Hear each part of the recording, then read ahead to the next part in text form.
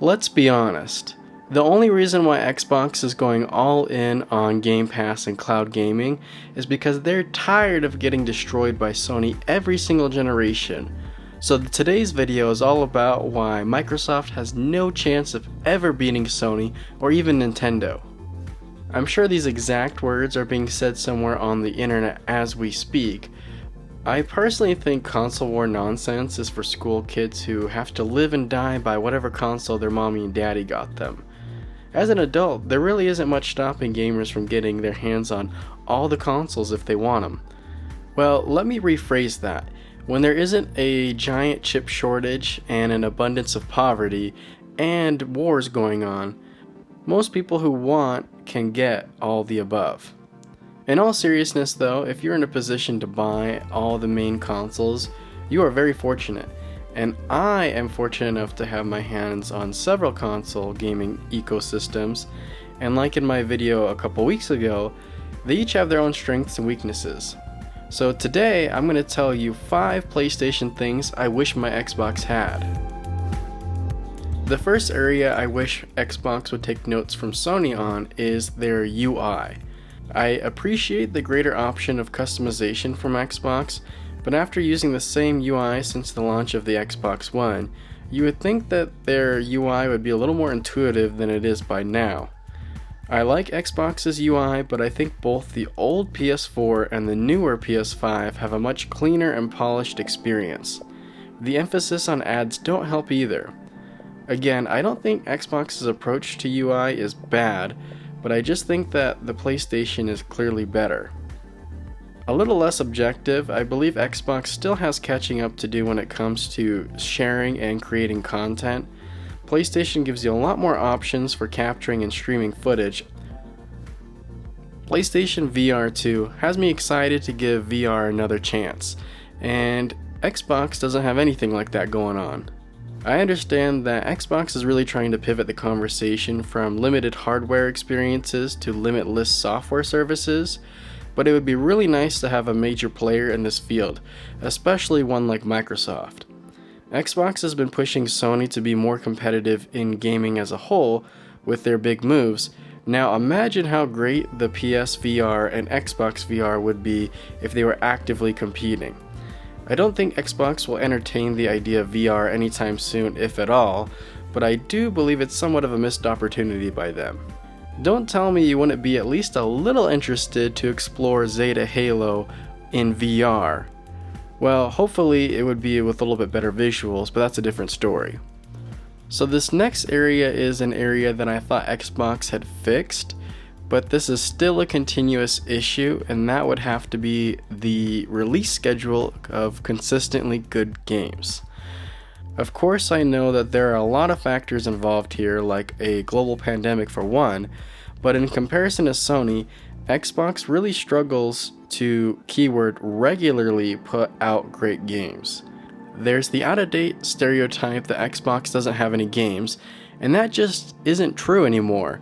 I mean, I would hope that's the case after spending almost nearly $80 billion buying out studios, but no.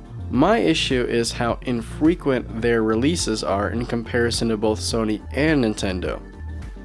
Sony has done an especially good job of keeping themselves relevant in the conversation with anticipated sequels, a steady stream of new IP, and DLC added to beloved existing games. A perfect example of this is in the present.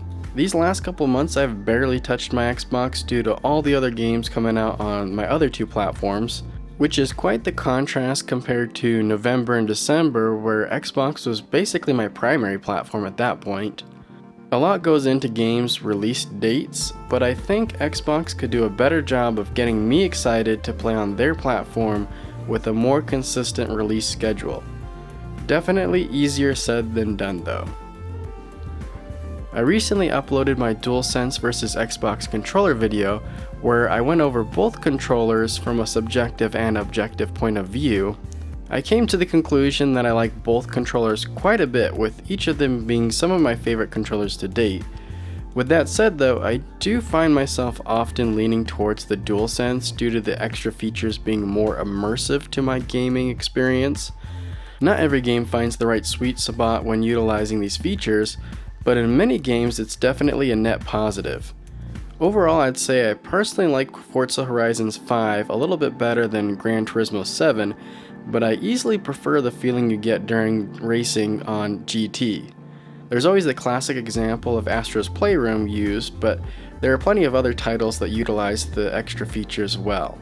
Not an end-all be-all that leaves Xbox behind in offering a great user experience, but much like Quick Resume on the other side of things, the DualSense offers an addition to the overall package. This last topic I don't really feel like is talked about enough, but is super important, and that is storage. You may be a little confused why I'd be including this on my list of PlayStation things I wish Xbox had, considering that the Series X has a terabyte versus the 825 gigs found on PlayStation. The answer to this question is Kraken compression. After the space taken up by the UI, PS5 has about 667 gigs to use for games, while Xbox Series X has 802.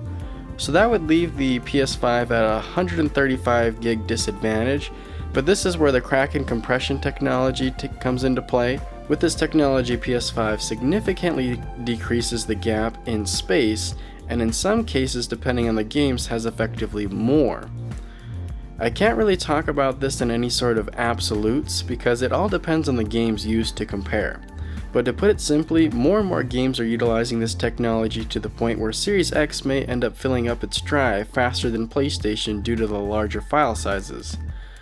Effectively at this point, this would leave the space difference at a wash, but the reason why I'm including it here on this list is because all of these next-gen consoles are filling up way too fast.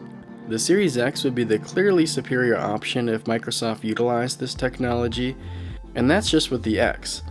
As a Series S owner, the space is significantly worse over the PS5, and when you put into context that the PS5 Digital Edition is only $100 more for effectively, in some cases, 3 times the storage, then the Series S doesn't look like quite the deal it's made out to be. Of course, I'm oversimplifying this a bit to make a point, but my point is if Xbox were to utilize this technology, the Series S would be less painful to use, and the Series X would actually have a real advantage. What are your thoughts on that, or anything I've been talking about here? As I've said in my last video, I really like both Sony and Microsoft this generation, with both of them excelling in overlapping areas as well as different ones. They don't really seem to be competing this time around for who is the best console, but rather different approaches to offering the best experience for players. I think this is going to be a time in gaming that we'll often look back on in the future with a lot of nostalgia about how great these consoles were, including Nintendo. If you liked my video, please leave me a like. Attached to this video is my reverse of 5 Xbox things I wish my PlayStation had, so definitely check that out if you haven't seen it yet. As always, I appreciate you all for watching, and until next time, see ya!